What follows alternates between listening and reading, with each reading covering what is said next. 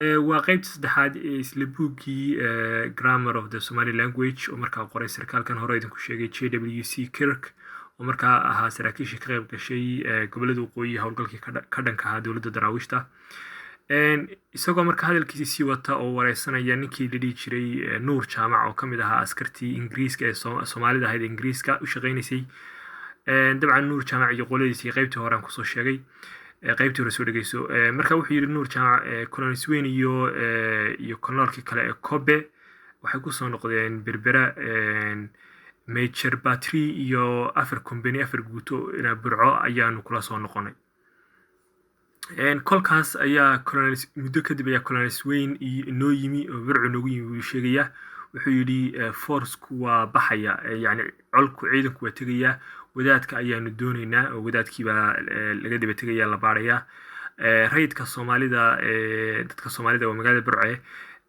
geel macaawina ah ii keena buu yidhi oo markaa sarkaalkii ayaa weydiisanaya dadka inay geel keenaan isku soo wada duubana oo soo gagaabanaya kolkaas buu yidhi waxaa habar awal iyo habar Yunis keeneen xoolo dhan 800 oo halaad oo reerkiiba uu keenay sidoo kale habar jecla ayaa iyaduna keentay 600 oo iyaduna halaad oo xoola geela dabcan qaybta Englishka oo markaa ku turjumayana waxaad ka helaysaa page-ka 168 iyo 169 qaybtana qaybta afka Soomaaliga jajaban uu kaga qoray dabcan waxyaabo la yaab kale waxa weeye xilliga ninkan sarkaalka ayuu af Soomaali wax u eeg oo kale oo farta Laatiinka ku qoran ayuu markaa qoray waana 1905 markii buug kala soo daabacay waa af Soomaali aad ugu jajaban laakiin si aad akhriyo karto hadaad muddo ku noqoto markaa aad eegto xogtu waxay ka hadlayso wahagaag kadibna markii loo keenay gaadiidkaas ayaa waxay dhaqaaqeen oo waxay ku dhaqaaqeen wixii la dhihi jiray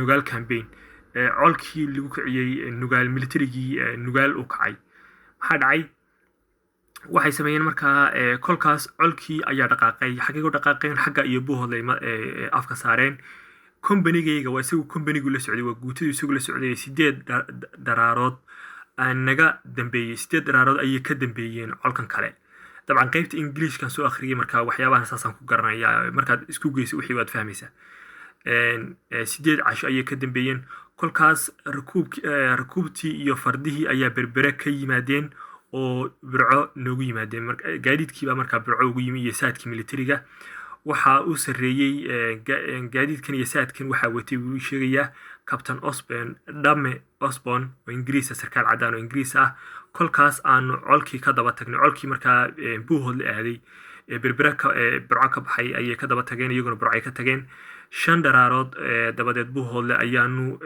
qabanay 5 daraarood waxay uga jeedaan 5 casho 5 maalmood bay u socdeen buuhood dadku waxay isku diinayeen way buuhood 5 daraarood u qaadatay waxay wataan saanad aad u fara badan intaas oo kumanaan oo ratiyo biyo isku xidhan rasaas waxaas oo dhan ayay wateen maalintii wax laga yaabaa inay 20 mayl socdaan sida xogab kala duwan ku aragnay marka daas way ay magaranaysaa muddo dheer u qaadanaysaa kolkaanu buuhood la qabanay colonelkii Swain iyo colkii ayaanu u tagnay buuhood lagu tageen guutooyinkii kale kolkaasa ilaalo laga diray ilaaladii ayaa 10 habeen naga maqnaa ilaaladii waa soo noqdeen waxay yiraahdeen wadaadkii maanu arag kolka colonelku baa yidhi Colonel Swain baa yidhi waa duuleynaa Nugaal ayaanu ku duuleynaa marka colka xagee u direen mudug bay u direen oo markii daraawiishtu waatay gurguuri jirtay marka waatay gobolka Sool ka baxeen xagga iyo mudug u talaabeen ilaala buuhood laga diray kadibna 10 casho ka maraayeen way ku soo noqdeen waxay ka waayeen adigu calay xaal markay wadaadkii waayeen ayay waxay dhaheen waxaan ku duuleynaa Nugaal sababtoo lagu duulay gadaal baynu ka fahmi doonaa okay Nugaal bay markaa ku duuleen kolkaas ayaanu tagnay Garowe marka buuhood ka baxeen Garowe ayay lu ku tageen maapka intu si doona meesha mareen waxaas oo dhan halo badan xoolo badan bay uga jeedaan halka maaha halo xoolo badan ayaanu Maxamed ba ku qoran laakiin qaybta Englishka markaa tagto aad fahmaysaa Maxamuud Garaad ka qaadnay oo marka Garowe markay tageen ayaa marka xoolo badan beesha dhul bahantay oo beelaha la dhaw Maxamuud Garaadka ayaa xoolo badan bay ka qaadeen colkii Ingiriiska iyo Soomaalida u shaqeynaysay Garowe 20 habeen baanu fadhinay magaalada Garowe 20 habeen bay joogeen ilaalo ayaa la diray ilaalada wadaadkii ay mudug ugu tageen mar kale ilaalaya wadaadkii ay gobolka mudug ugu tageen ilaaladii baa noo timid, ilaaladii baa tidhi waa oomane, waa oo biyo heli mayno, waa oomane yacni gobolka mudug oo markaa biyo heli mayno. kolkaas ayaanu bari qabanay oo garow iyaga joogay bari waa kaceen.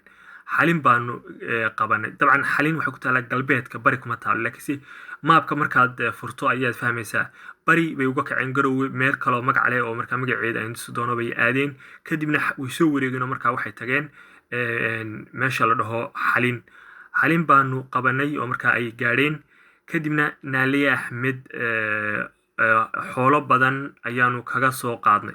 marka xalin oo markaa ay ku dhaqanaayeen beesha naaliye axmed ayay xoolo badan kaga soo qaadeen. dabcan hore waa tii jiidal calina layaha ugu duuleen oo xoolo kasoo qaadeen kambeynkii koowaad. xalin bay haddeerna markaa naaliye axmed kale xoolo kaga qaadeen. dabcan qabiilada dhulbahantu xilligaa kambeynku socday oo daraawiishta lagu duulayey, reero fara badan oo dhulbahanta oo markaa aan daraawiishta ku jirin qaybo kamid oo marka xoolo dhaqato ahaa oo markaa dadka rayidka baan ka hadlayaaye intaan daraawiishta la joogin maaha, intii kale meelo kala duwan bay kala qaxi jireen. marka waa ilaala loo diri jiray, waa laga daba tegi jiray si xoolaha looga soo qaado.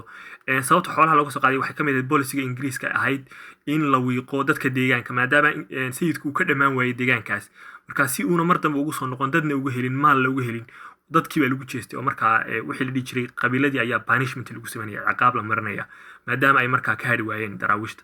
marka dadkan uu lagu duulaya waa dad rayida oo markaa iyagu xoolo dhaqataa oo qabiilka kasoo jeeda, laakiinse ingiriisku uu ciqaabayo isagu leeyahay markaa lagu eedeynayo in daraawiish ay taageerayaan.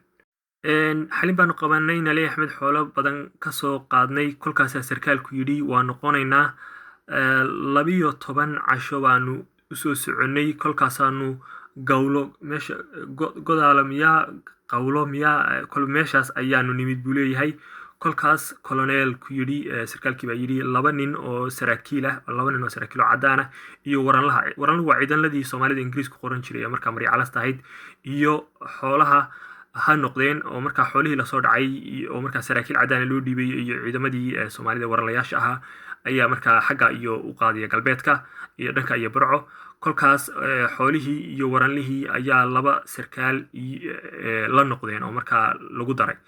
3,000 oo geela ayaa koloneelku ka reebay. xoolihii lasoo dhacay markaa beelahan dhulbahanta iyo daraawiishta ee laga soo dhacayay 3,000 baa laga reebay.